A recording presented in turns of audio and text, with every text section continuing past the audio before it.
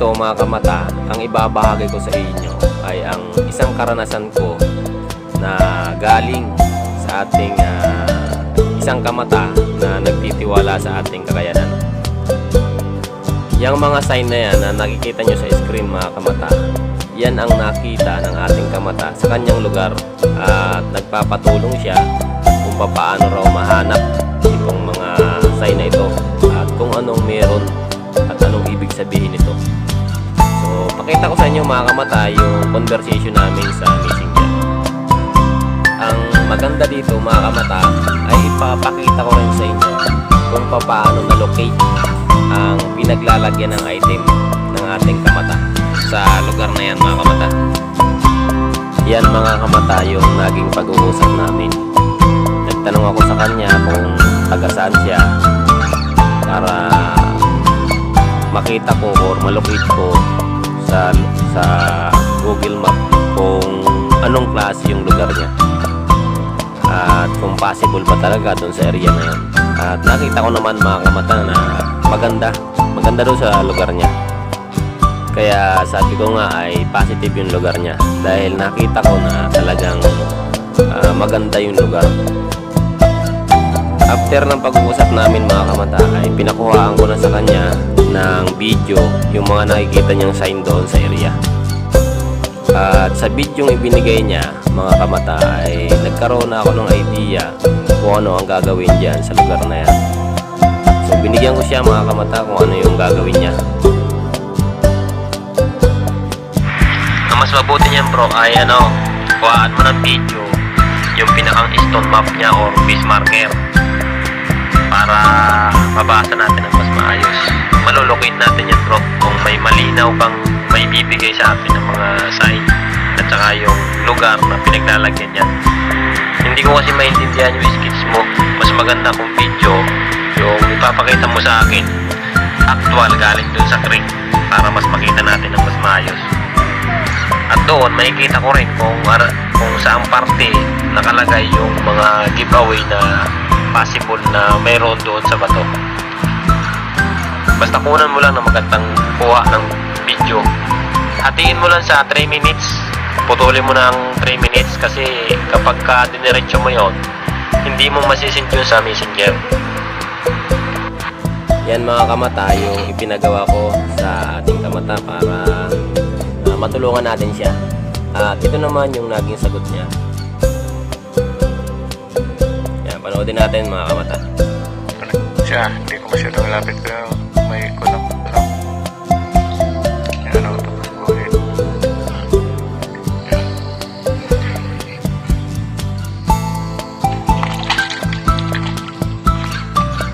Yan.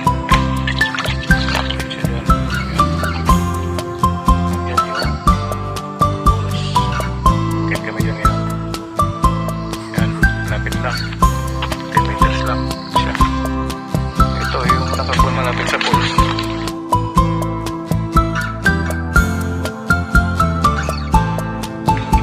Yan o, yan yung post. Yan na yan. Get muna, papatay ko muna.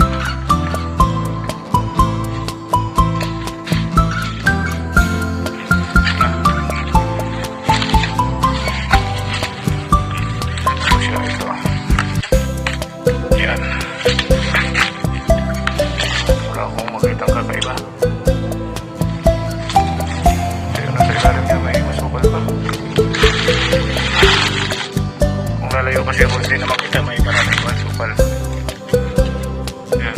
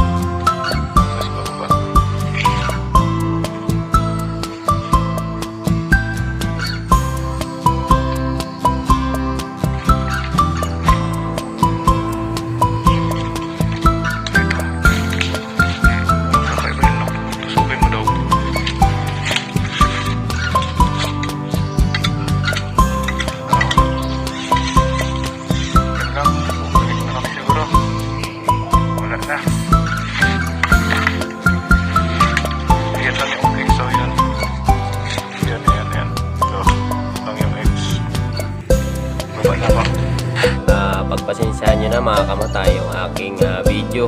Kasi yan ay kuha ko lang sa Messenger. Screen record ko lang para ma-share ko sa inyo mga kamata. Ito yung naging sagot ko sa kanya mga kamata. So ginawan ko siya ng video, tapos ay sinend ko sa kanya. So panoorin natin mga kamata. Tapos dito yan yung bato na to. Bro, yan bro, yung mga nilagyan ko ng araw. Yung bato na yan, chicken mo. Kasi marker yun. Yun ay parang hugis isang hayop. Yung marka na yun. Balikan mo yun, tapos tutukan mo ulit ng camera. Tingnan mo kung anong meron dyan. Yung bato na yan.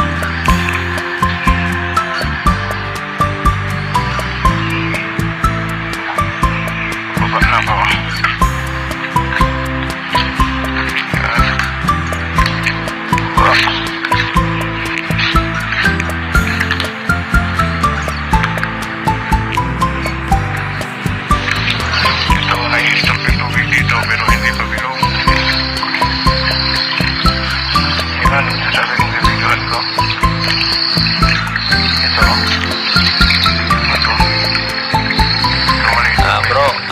Yung bato na yan na hinawakan mo, ang sinasabi niyan ay yung pinaglagyan ng box na nakalagay doon sa bato na may X.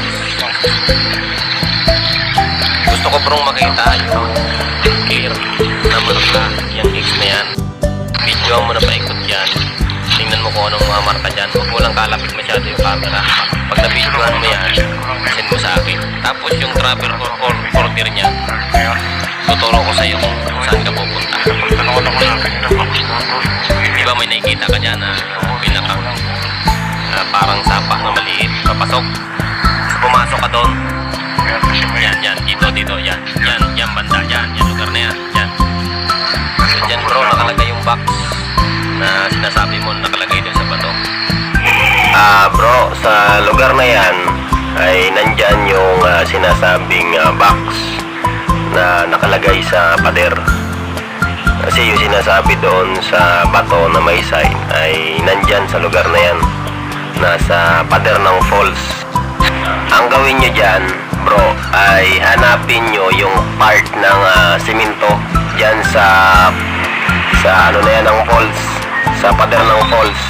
So pag nakuha nyo dyan yung simento sa lugar na yan, ay sure ako na yun na yung pinaglalagyan ng box na sinasabi doon sa sign. Ang gawin nyo ay sinsilin nyo, tapos pisaan nyo ng kalamansi. Kapag bumula, so ibig sabihin ay may chemical reaction. So ibig sabihin possible na yun ay simento. At dito bro, sa pader na ito, dito banda, dito sa part na ito, yan, lalagyan ko ng bilog na pula. Yan. So dyan, i-test nyo yan. Papunta doon sa, yan, may tinuro mo na yan. Papunta doon sa unahan. Dito, dyan, yan. Yan lugar na yan. Yan, part na yan. So yan ang i-test nyo. Medyo mababa ang tayo. Kasi sa estimate ko, ay yung sukat na ibinigay doon sa sign ay nasa parting ibaba ng pader ng falls. At ang naging resulta niyan mga kamata ay positive naman doon sa iniisip ko na talagang yun ay pader, batay doon sa marka at sa mga sign na ibinigay sa atin ng ating kamata. Panoorin po natin mga kamata yung pamamaraan na ipinagawa ko sa ating kamata para ma-prove na yung pader ng waterfalls na yon ay merong dong part na semento. Ito mga kamata ay ibinabahagi ko sa inyo hindi dahil sa ako ay para magmagaling o kung ano pa man. Ito mga kamata ay binabahagi ko para makapagbigay sa inyo ng kaunting kaalaman at kaunting idea na maaari nyo pong gawin. Panoorin po natin mga kamata yung resulta ng pag-test ng ating kamata doon sa pader ng waterfalls.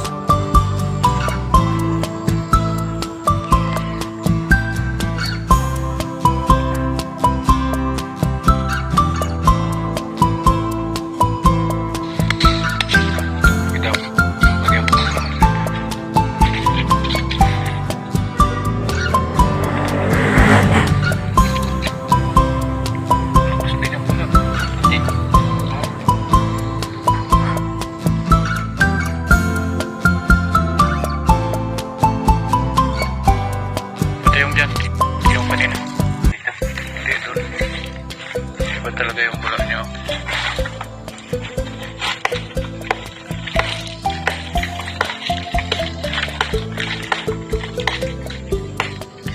Yan lang man yung bumubula ito. Pero mahaba. Yan yung kalapad.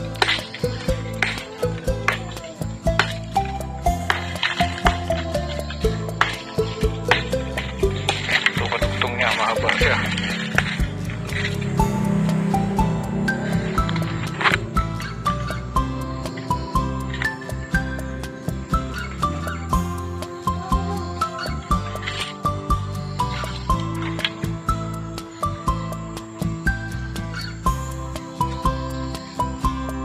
Ganyan lang. Marami. Bumubulat din. Sige pa.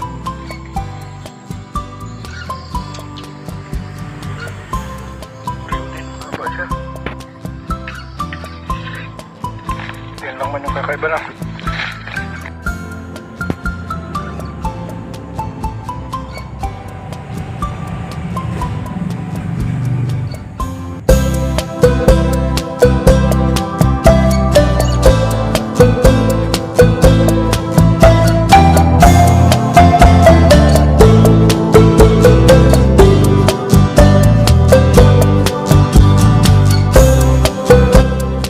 Ano sa palagay nyo mga kamata? Possible kaya na talagang nandoon sa waterfalls na yon yung hinahanap ng ating kamata? So, kung ako ang tatanungin nyo mga kamata, sa tingin ko ay malaki ang potential na talagang positive yun. Kasi yun ay hindi naman siguro lalagyan nila basta-basta ng konkreto o semento na pader doon sa waterfalls na yun. Wala silang itinago doon. At yung pagkagawa nila ng bato na yun o yung simento ay hinaluan nila ng kumbaga pinagmukhaan nilang natural yung simento. Kaya nga sabi ng ating kamata doon sa unang video niya ay wala naman daw siya napapansin na kakaiba. So hindi lang niya alam na talagang nandoon sa area na yun. Kung napanood nyo yun dun sa video niya na sinabi niya na wala daw siya napapansin na kakaiba. So ako mga kamata ay napansin ko na yun dahil kakaiba yung itsura ng waterfalls na yun. At saka yung nandun sa side at doon sa bato na nakamarka, yun ang sinasabi mga kamata. So kaya malaki ang paniniwala ko na talagang yun ay positive. Pero sabi nga ay hindi pa rin tayo nakakasiguro na 100%. Comment kayo sa comment section mga kamata para malaman ko naman kung ano yung reaksyon nyo tungkol dito sa video ito. Yung kalamansi mga kamata ay pwede nyo rin gamitin kung kayo ay gumagawa ng ganitong gawain. Pwede nyo rin itry mga kamata kasi ako subok ko na yon.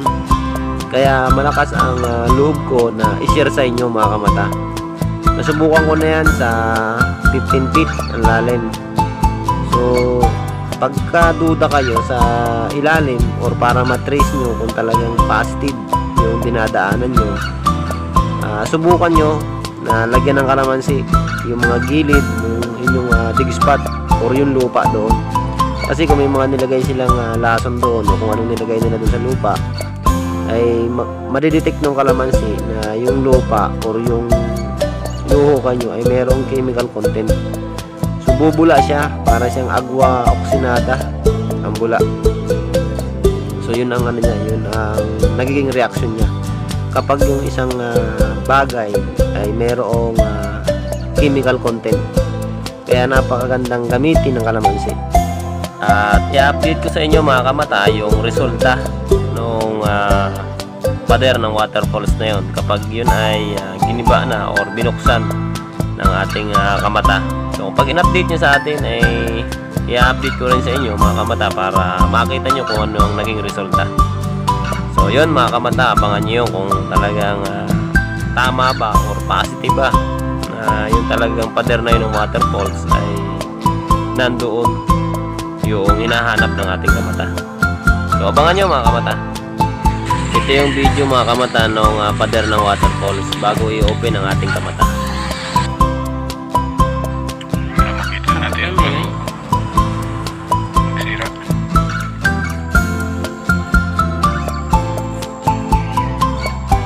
Lupa na lang yan. Ano?